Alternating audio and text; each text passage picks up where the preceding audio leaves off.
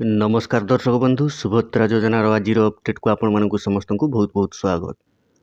आज हूँ सेप्टेम्बर 17 तारिख। आज मिलवाक जाऊँगी सुभद्रा योजनार प्रथम किस्ती। तो दर्शक बंधु देखंतु जेहेतु 1 टंका अनेक हिताधिकारी अकाउंट को आसी नहीं बा मेसेज आसी नहीं, सेतिपई अनेक हिताधिकारी द्वंद्व रही जे सुभद्रा टंका आसीबो कि नहीं। तो एठारे मु कहि रखिबा चाहूँगी जे दर्शक बंधु आपण माने जदि योग्य आउ जदि आपणकर आधार कार्ड सहित अकाउंट नंबर डीबीटी लिंक रही पीएफएमएस एक्सेप्ट होइछि बा आधार सीडिंग होइछि तो निश्चित भाव में आपण अकाउंट को टंका आसीबो जदि आपण 15 तारिख संध्या सुधा आवेदन करिथिबे। जो हिताधिकारी माने 15 तारिख संध्या सुधा आवेदन करिसंती सेमानकर निश्चित भाव सुभद्रा योजनार टंका आसीबो जदि आधार सीडिंग होइथाय बैंक अकाउंट सहित। तो दर्शक बंधु आपण मानकर आधार कार्ड सहित बैंक अकाउंट लिंक होइछि कि नहीं किपरि चेक करिवे, डीबीटी लिंक होइछि कि नहीं, यूआईडीएआई वेबसाइट को जाई आपण माई आधार रे क्लिक करी चेक आधार स्टेटस रे क्लिक करिवे। तापरे बैंक लिंकिंग स्टेटस रे क्लिक करी बा आधार सीडिंग स्टेटस रे क्लिक करी आपण चेक करि परिबे आपणकर एनपीसीआई मैपिंग होइछि कि नहीं। तो दर्शक बंधु जहाँ भी हो आज प्रधानमंत्री नरेंद्र मोदी ओडिशा गस्तरे आसुचंती।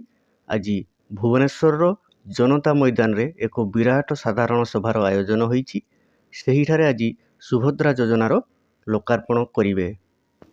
आपण माने पूर्वर मध्य जानिथिबे आज प्रधानमंत्री नरेंद्र मोदींकर जन्मदिन। एही जन्मदिन अवसर रे सुभद्रा योजनार शुभ उद्घाटन करिवे। तो जनता मैदान रे विराट सभार आयोजन होइछि। सेहिठारे अनेक गुड़िए कार्यर शिलान्यास मध्य करिवे, लोकार्पण मध्य करिवे।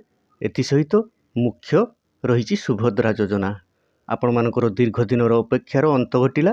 आज निजे प्रधानमंत्री सुभद्रा योजनार लोकार्पण करिवे बा शुभ उद्घाटन करिवे। तो दर्शक बंधु जहाँ भी हो 50 लाख रु ऊर्ध्व योग्य हिताधिकारी को चिन्हट करा जाइछि। जो माने 15 तारिख पूर्व आवेदन करथिले आज सेमानंकु डीबीटी माध्यम रे 5000 टंका ट्रांसफर करा जिवो। तो दर्शक बंधु जहाँ भी हो आज संध्या सुधा अनेक योग्य हिताधिकारी अकाउंट को टंका क्रेडिट हो जिवो। आउ जो मानकर भी बाकी रहिबो आसंता काली सुधा समस्त योग्य हिताधिकारी को टंका ट्रांसफर हो जिवो। जो माने 15 तारिख बा ता पूर्व आवेदन करिसंती।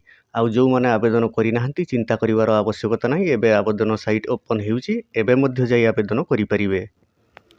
आज मध्य आपण माने आवेदन कले 2-3 दिन मध्य आपणकर भेरीफाई होई आपणको मध्य सुभद्रा योजनार टंका मिलिबो।